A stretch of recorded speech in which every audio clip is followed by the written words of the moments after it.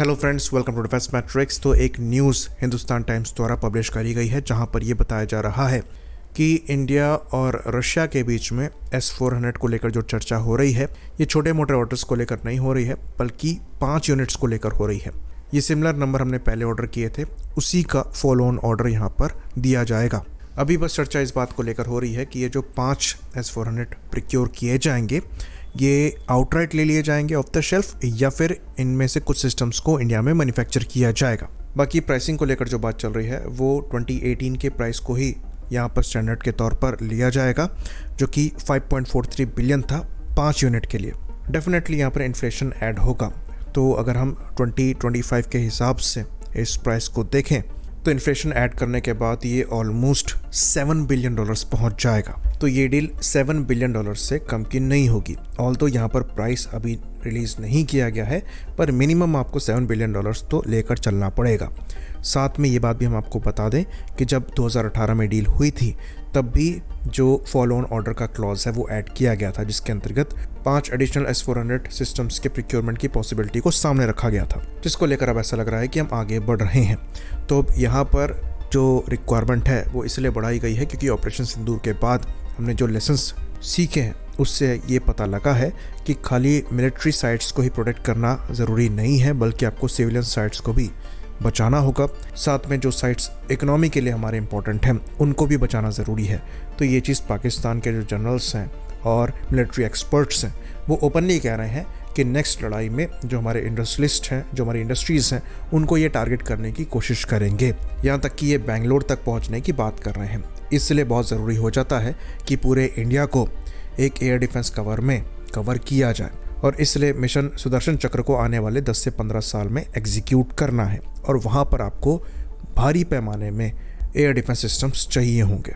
और अगर आपको बड़ा एरिया कवर करना है तो आपको long range air defence systems की रिक्वायरमेंट है, और इसलिए ये जो S-400 का प्रिक्योरमेंट है उसके बाद प्रोजेक्ट कुशा हमारे द्वारा प्रिक्योर किया जाएगा। दोनों के नंबर्स यहाँ पर अच्छे खासे होंगे। तो S-400 के जो नंबर है ये 10 के अराउंड पहुँचेंगे, वहीं पर प्रोजेक्ट कुशा के जो नंबर होंगे ये भी अराउंड 10 से 12 होंगे, जो अगेन 350 किलोमीटर तक की आपको कवरेज प्रोवाइड कराएंगे। तो ये एयर डिफेंस सिस्टम्स चाहे S-400 हो चाहे प्रोजेक्ट कुशा हो, ये खुद में लेयर्ड एयर डिफेंस सिस्टम है, जो कि 400 किलोमीटर, 250 किलोमीटर, 120 किलोमीटर और 40 किलोमीटर की रेंज के लिए डिफरेंट मिसाइल्स को कैरी करते हैं, और इस रेंजेस में ये टारगेट को इंटरसेप्ट कर सकते हैं। सिमिलरली प्रोजेक्ट कुशा में भी आपको 150 किलोमीटर्स, 250 किलोमीटर्स और 350 किलोमीटर की रेंज वाली मिसाइल्स मिलेंगी, जो कि M1, M2 और M3 इंटरसेप्टर्स हैं।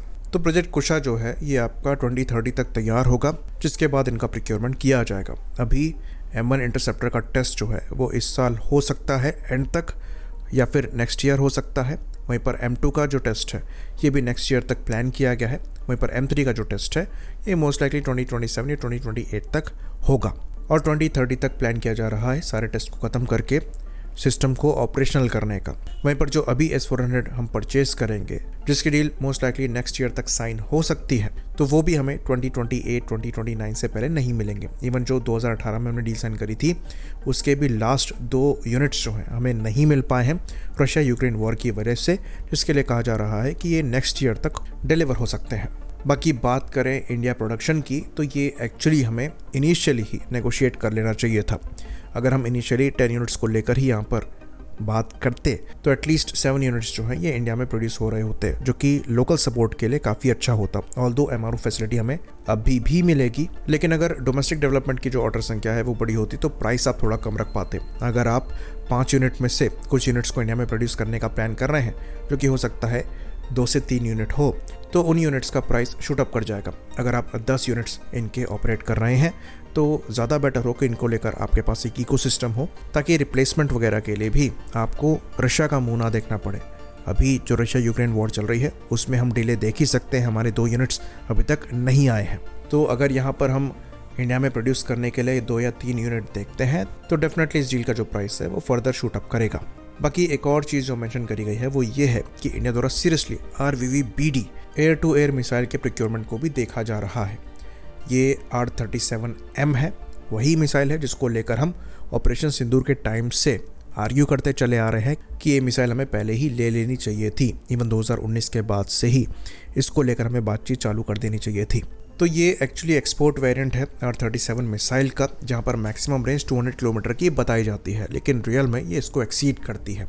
इवन अगर आप बूस्टर फेस को ऐड कर दें तो कहा जाता है कि ये 400 किलोमीटर की रेंज तक टारगेट को स्ट्राइक कर सकती है। तो ये मिसाइल रॉ परफॉर्मेंस है। यहाँ पर कोई ड्यूल पल्स का इस्तेमाल नहीं किया गया है, किसी भी सॉलिड फ्यूल डक्टर रैमजेट का इस्तेमाल नहीं किया गया है। बेसिकली एक बड़ा रॉकेट बूस्टर लगाया गया है। तो ये बूस्टर सस्टेन सॉलिड रॉकेट का इस्तेमाल करती है और 510 किलोग्राम की मिसाइल है और 60 किलोग्राम का वॉरहेड कैरी करती है, जबकि नॉर्मल मिसाइल्स में ये 15 से 25 ग्राम का वॉरहेड होता है।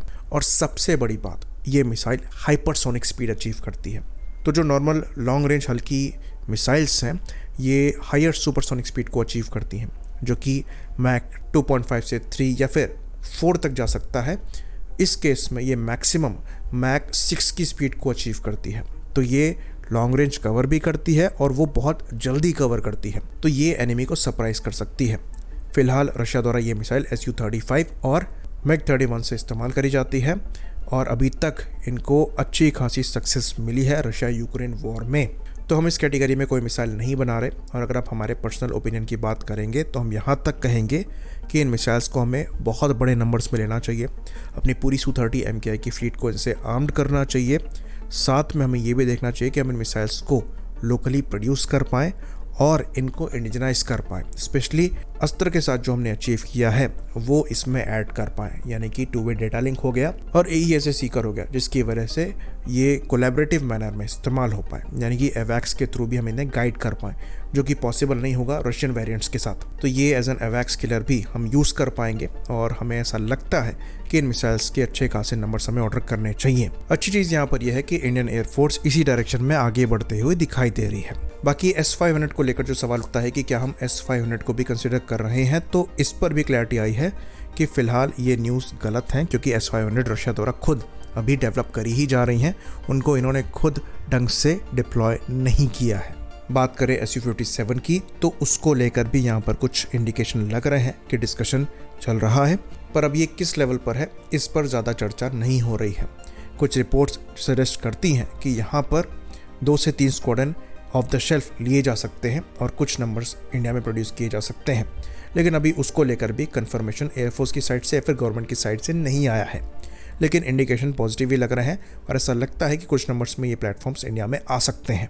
इसलिए यहाँ पर जो रशियन प्रेसिडेंट व्लादिमीर पुतिन की इंडिया विजिट है ये इंटरेस्टिंग हो जाती है, क्योंकि काफ़ी इंपॉर्टेंट डील्स कार्ड पर है। आई होप इन्फॉर्मेशन यहाँ पर क्लियर रही हो। इसी बात पर इस वीडियो को हम ख़त्म करेंगे। लाइक करिए, सब्सक्राइब करिए। जय हिंद।